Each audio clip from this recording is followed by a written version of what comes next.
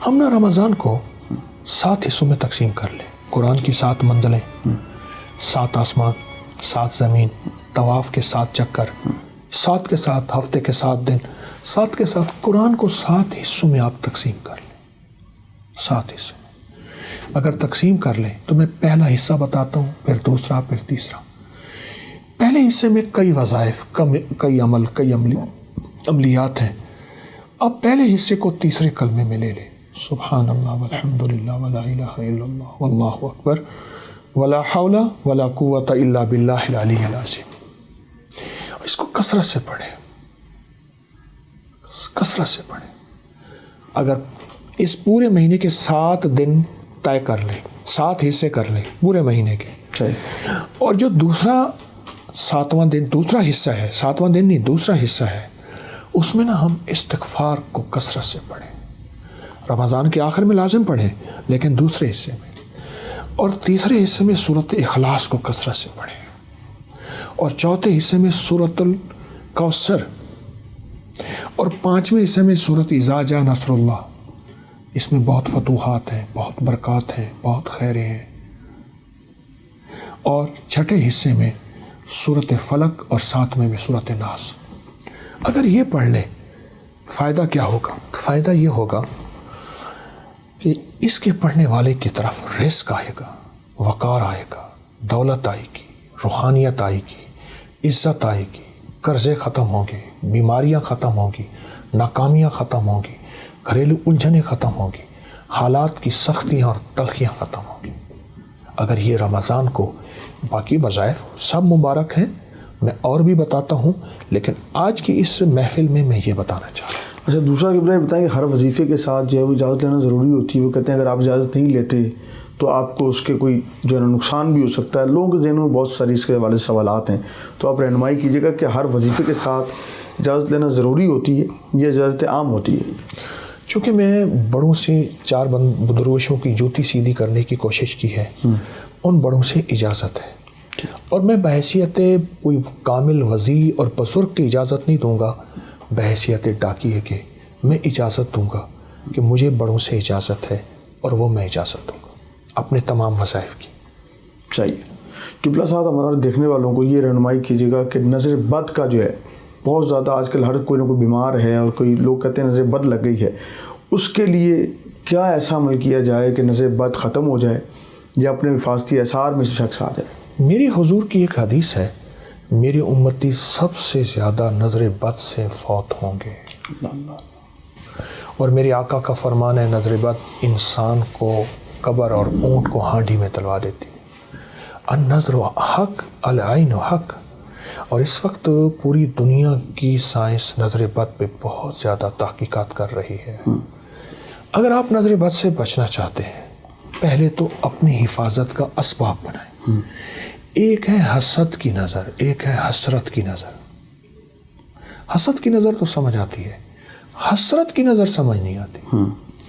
مثلا آپ پھل، گوشت، چیزیں شاپر میں لا رہے ہیں اور وہ نظر آ رہی ہیں، غریب جس کی استطاعت ہی نہیں ہے، اس کی نظر پڑی، حسرت کی نظر اس کی کھا جائے گی.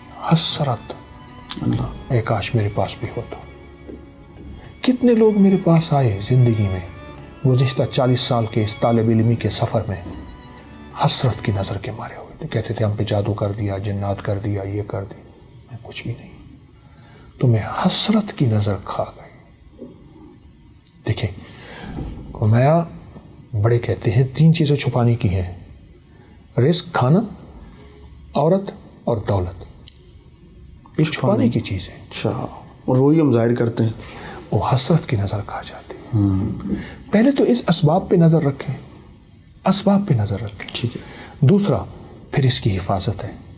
آیت الکرسی کی پہلی آیت 100 دفعہ، اللہ لا الہ الا هو الحی القیوم، اس کو 100 دفعہ پڑھیں وجدان سے. پھر آیت الکرسی پڑھیں. آخری آیت ولا یؤودہ حفظہما وہو العلی العظیم، پھر اس کو 100 دفعہ پڑھیں. اول آخر 3 دفعہ درود شریف. یہ ایک آیت الکرسی بنے گی. پہلی آیت 100 دفعہ، پھر آیت الکرسی پڑھیں، جب آخری آیت پڑھیں پھر 100 بار اول آخر درود پاک. اگر یہ عمل کر لیں، نظر بد کا تصور کریں، سخت سے سخت نظر بد آپ کے کسی پیارے پہ کسی عزیز پہ لگی ہوئی ہے، اس کا سخت تصور کر کے آپ پڑھیں تو آپ کو اس کا بہت باکمال رزلٹ، بہت نتیجہ، بہت خیر ملے گی۔ ویسے سر ہر شخص نا پاکستان سے باہر جانا چاہتا ہے اور وہ کہتا ہے میرا کسی جلدی ویزا لگ جائے، تو جو لوگ باہر جانے کے خواہش مند ہیں ان کے لیے کوئی وظیفہ عنایت کیجیے گا؟ جی، جو چاہتے ہیں کہ میرے قدم فتوحات کی طرف اٹھیں، کامیابی کی طرف اٹھیں، اور میرے قدم ایسے ہوں کہ جہاں بھی جاؤں میں کامیاب ہو جاؤں، حسبنا اللہ و نعم الوکیل، یا وارث ہو یا نصیر ہو، مولا میرا کوئی وارث نہیں ہے، تو وارث ہے، میرا کوئی مددگار، نصیر کہتے ہیں جس کے کوئی مددگار بڑی ہستیاں ہوں، بڑے طاقتور لوگ، مولا میں کوئی نہیں ہے، اور حسبنا اللہ، میرے لیے تو ہی کافی ہے۔ جو بندہ اس کو ڈوب کے پڑھے، بات آ جاتی ہے ڈوب کے، گڑ گڑا کے، بھکاری بن کے، محتاج بن کے، منگتا بن کے، سارا دن پڑھے حسبنا اللہ و نعم الوکیل، یا وارث ہو یا نصیر ہو، غیبی نظام چلتا ہے، اس کی عزت کا، برکت کا، رزق کا، اور اللہ اس کو پر لگا دیتا ہے اڑنے کے۔ واہ، خوبصورت بات فرمائی آپ نے۔ ساتھ ایک رہنمائی کیجیے گا، یہ رمضان کے ایام بھی آ رہے ہیں، کچھ خاص ساعتیں اسلام نے بتائی ہیں کہ ان میں دعائیں قبول ہوتی ہیں، وہ کون سی ساعتیں ہیں اور ان میں کیا پڑھنا چاہیے تاکہ وہ لوگوں کی رہنمائی ہو سکے؟ کسی سے پوچھا کہ آپ کی ہر دعا کیوں قبول ہوتی ہے؟ کہا اللہ کہ وہ خاص راز میں نے جان لی ہیں، وہ خاص ساعتیں میں نے جان لی ہیں جس سے دعائیں قبول ہوتی ہیں۔ تو آقا ہمیں بتا دیں۔ کہا حدیث میں آتا ہے جب مرغ بانگ دیتا ہے عرش کے دروازے کھلتے دیکھتا ہے، رحمت کا فرشتہ اترتے دیکھتا ہے، جو دعا مانگو قبول ہوتی ہے۔ سبحان اللہ۔ ایک، اذان کے بعد دعا قبول ہوتی ہے۔ اذان اور اقامت کے درمیان جو وقت ہے، اذان اور اقامت کے درمیان جو وقت ہے، یعنی اقامت سے مراد اذان ہوئی، جماعت کھڑی ہوئی، اس وقت جو دعا کو قبول ہوتی ہے۔ اقامت جب ہو ہوتی ہے اور اس وقت قد قامت الصلاۃ، قد قامت الصلاۃ پڑھیں، دل ہی دل میں مانگیں، دعائیں قبول ہوتی ہیں۔ فرض نماز کے بعد دعا قبول ہوتی ہے۔ سحری کا ایسا وقت جس وقت لوگ کھا رہے ہیں، کھانا کھاتے ہوئے پہلے نفل پڑھنے، دعائیں قبول ہوتی ہیں۔ اور افطاری کے وقت ایک دعائیں قبول ہوتی ہیں، لیکن عمل بھی بتاؤں گا۔ سورۃ مائدہ کی ایک آیت ہے، اللہم ربنا انزل علینا مائدۃ من السماء تکون لنا عیدا لاولنا وآخرنا وآیۃ منک وارزقنا وانت خیر الرازقین۔ جو یہ آیت 11 دفعہ پڑھے گا دعائیں قبول ہوں گی۔ سبحان اللہ۔ والدین کی دعائیں قبول ہوتی ہیں، کسی مستر بے چین کی دعا قبول ہوتی ہے۔ اور جب آپ پریشان ہوں اور آپ کو کسی سٹینڈ پہ کھڑے ہیں، ٹیکسی نہیں مل رہی، گاڑی نہیں مل رہی، جہاز نہیں مل رہا، اور آپ بے چین ہیں، آپ کو سخت بھوک لگی ہے، سخت بے چین ہے، اس وقت صبر کریں، دل ہی میں دعا مانگیں، قبول ہوتی ہے، کیونکہ مضطر بے چین کی دعا قبول ہوتی ہے۔ سبحان اللہ۔ اور آپ اگر سمجھتے ہیں کہ ہماری دعائیں قبول نہیں ہو رہی، سوچیں دینے والے کی کمی نہیں، میرے لینے میں کمی ہے۔ میری کہاں کمی ہے؟ کوئی ایسا گناہ ہے جو میں نہیں چھوڑ رہا، جس کی نحوست مجھے دعاؤں کے سامنے آ کے کھڑی ہو جاتی ہے۔ کسی کی بد دعا ہے، کسی کی تکلیف ہے، کسی کا ایسا نظام ہے جو میری دعاؤں میں مجھے تکلیف دے رہا ہے، اور میری کوئی خطا ہے۔ اس لیے فرمایا، میرے حضور فرماتے تھے میں 70 بار روزانہ استغفار کرتا ہوں۔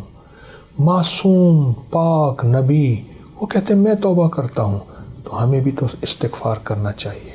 اے اللہ میری گزشتہ زندگی، اے اللہ میری پہلی زندگی، اے اللہ کیا پتہ میری کوئی دادا پردادا میں ایسا آیا تھا جس نے کسی کو ذلیل کیا، تنگ کیا، مال کھایا، اس کا رزق کھایا، اور اس کی جھولیاں اٹھا کے آہیں تھیں اور وہ آہیں میرا پیچھا کر رہی ہیں۔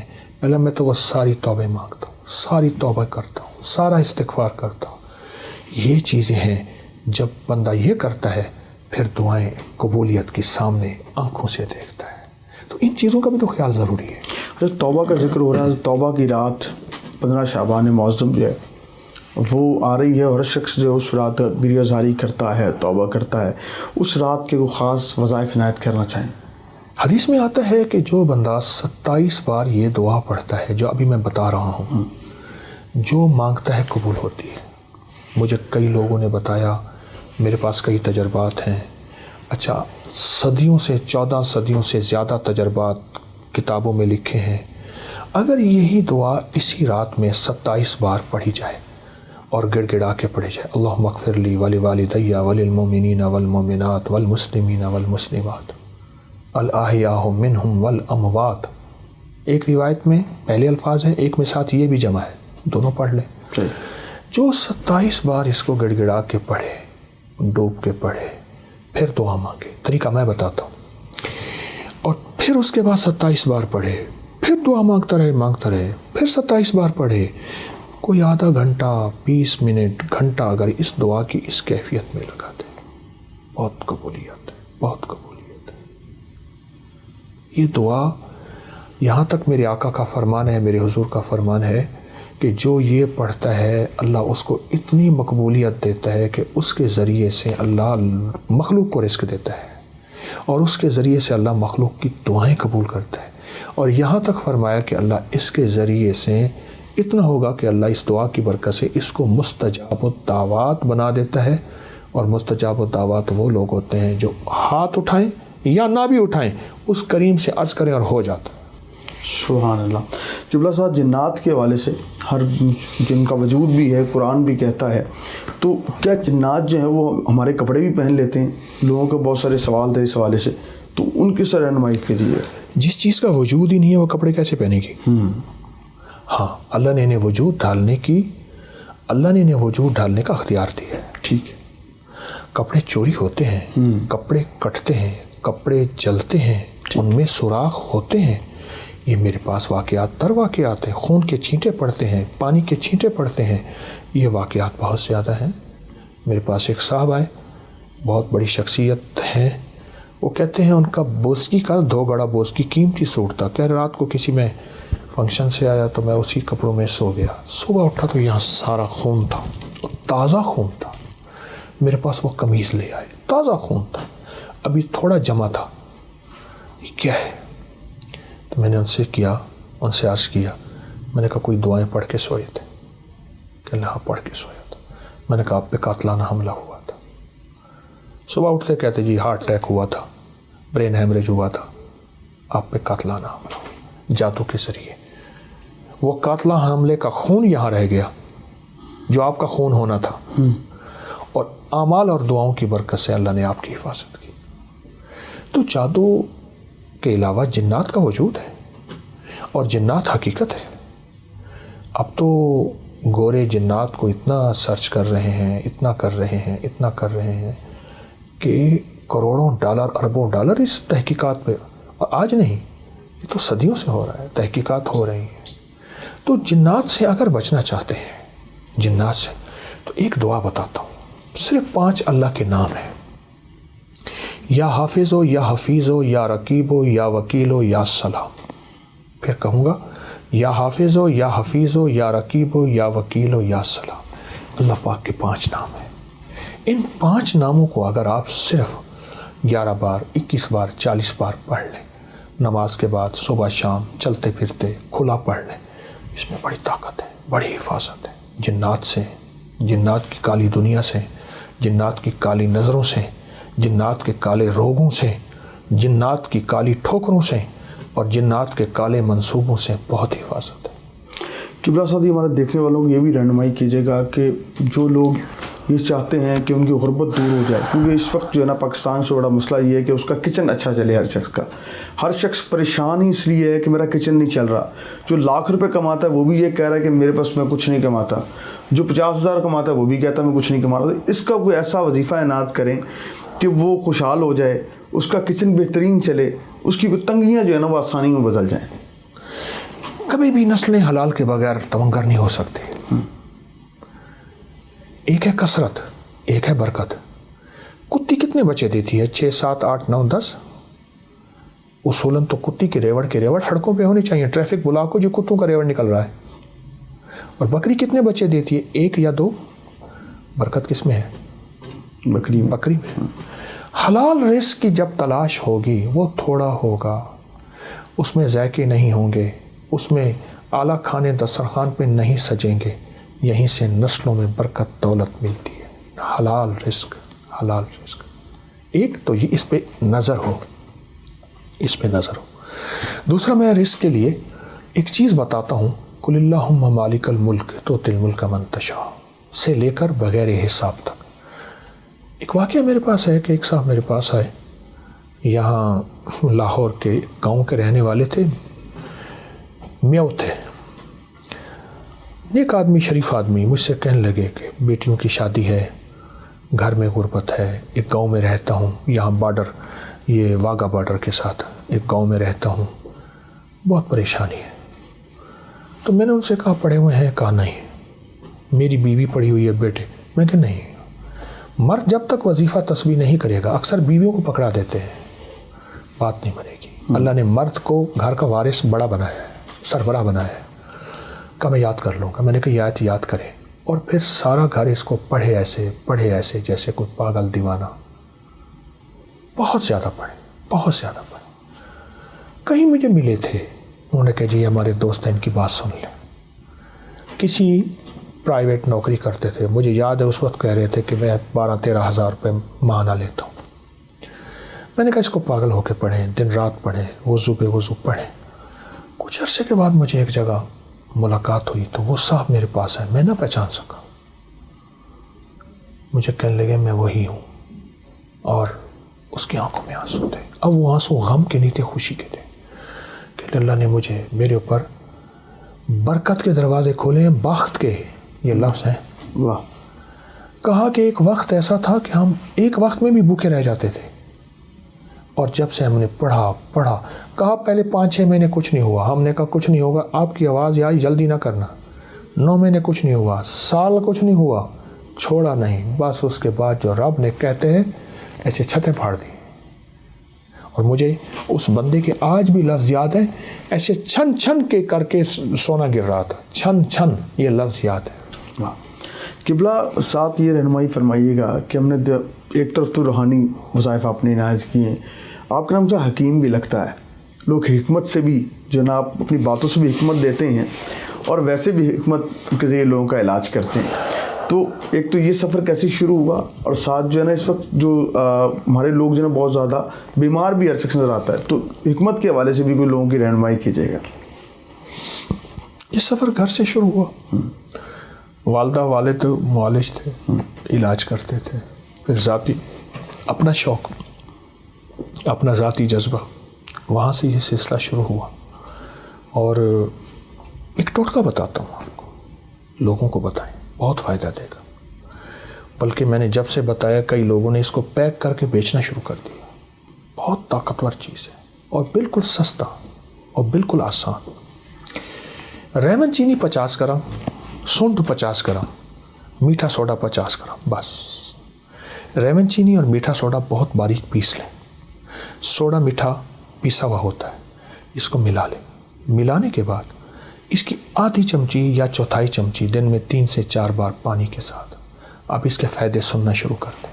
پرانا ہیپاٹائٹس، معدے کی پرانی گیس تبخیر، پرانی قبض، بڑھا ہوا پیٹ، ہائی بلڈ پریشر کا مریض ہے، کسی چیز سے ٹھیک نہیں ہو رہا، موٹاپا، چربی، کولیسٹرول، یوریا، یورک ایسڈ، اور اپنا اس کی بیماری، یہ جو جوڑوں کی، کمر کی، پٹھوں کی، مہروں کی، بہت انہوں کا ٹوٹ گئے.